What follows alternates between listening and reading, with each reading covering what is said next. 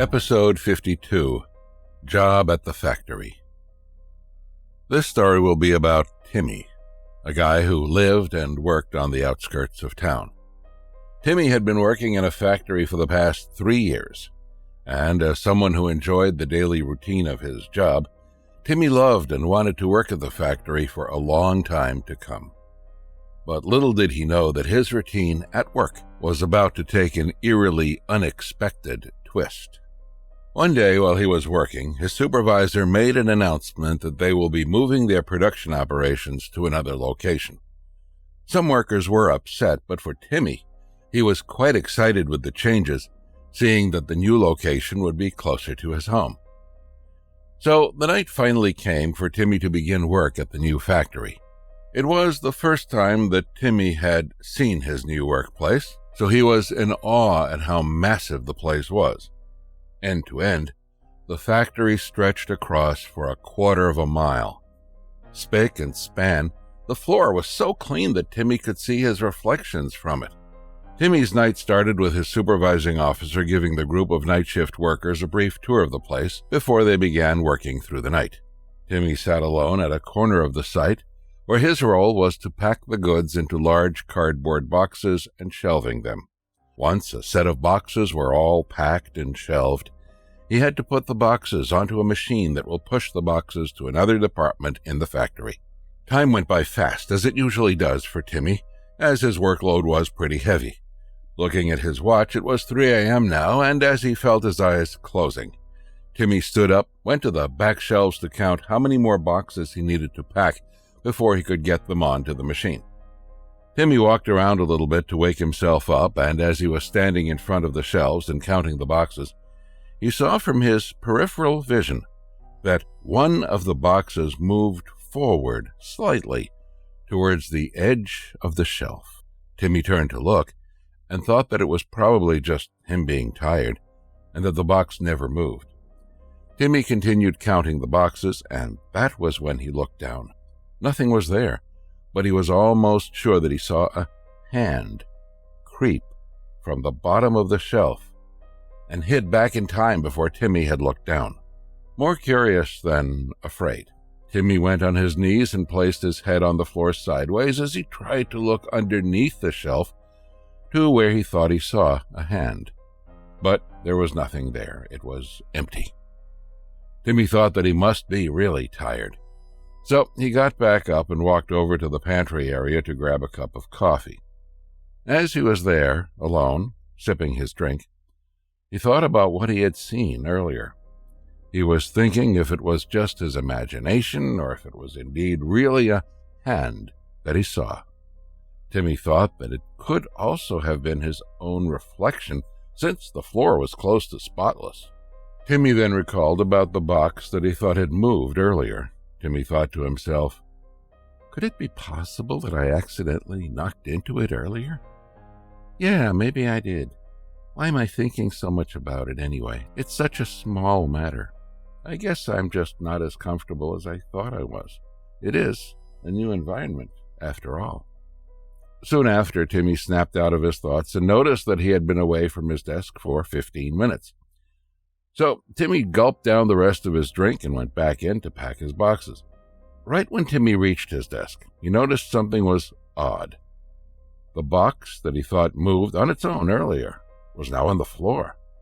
Timmy thought to himself, how is this possible?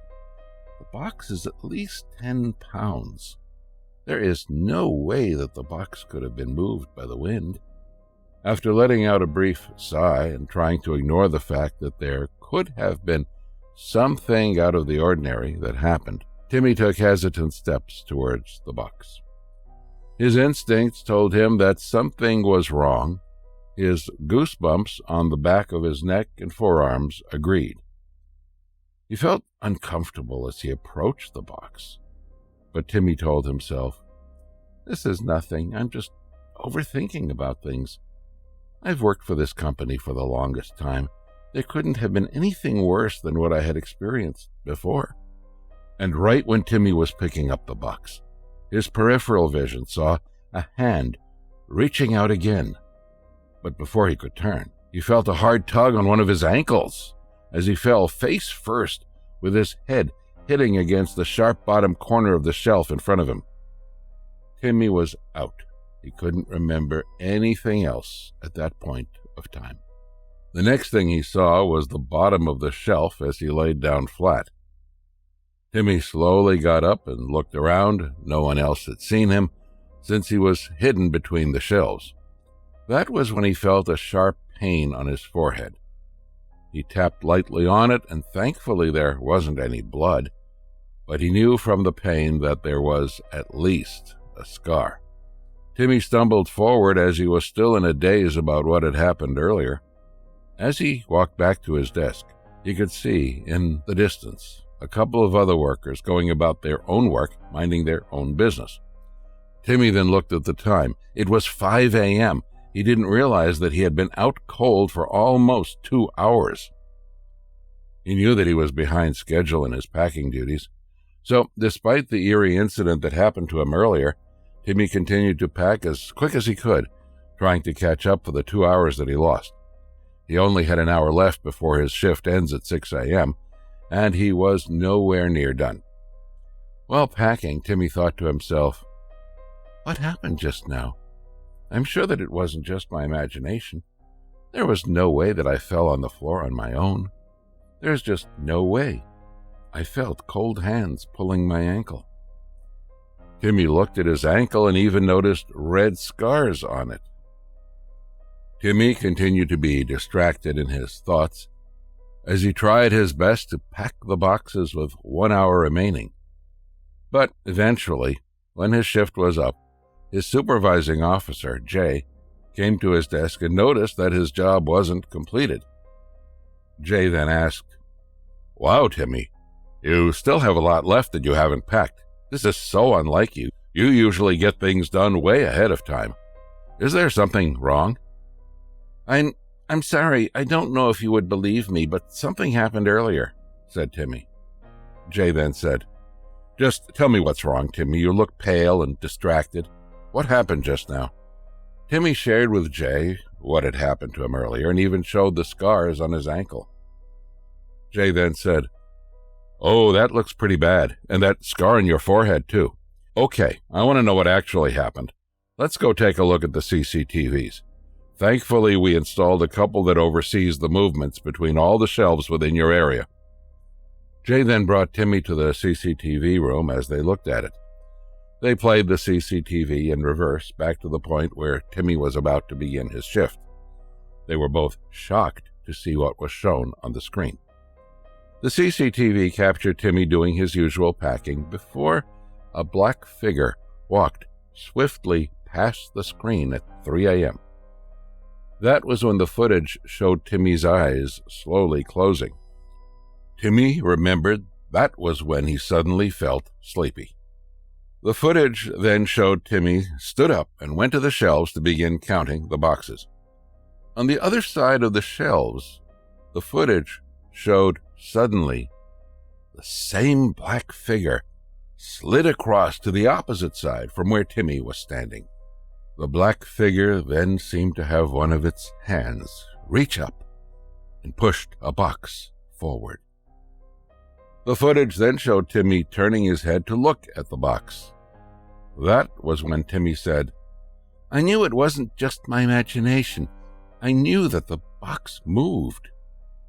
Timmy and Jay continued looking at the footage and saw the black figure smiled and crawled underneath the shelf before one of its hands reached out towards Timmy before pulling its hands back in when Timmy looked down. Timmy then said again, "See, I knew I saw that hand before I went for my coffee break." The footage then showed the black figure suddenly disappearing before Timmy went for his break. While on his break, it was indeed the same black figure that pushed down the box. Nothing else was then caught on the footage. Jay then fast-forwarded the footage. The footage then showed Timmy walking towards the box after his break, and right when he was about to pick the box up, what was showed on the footage shocked both Timmy and Jay. On the other side of the shelf wasn't just the black figure. 2 larger black figures appeared as well.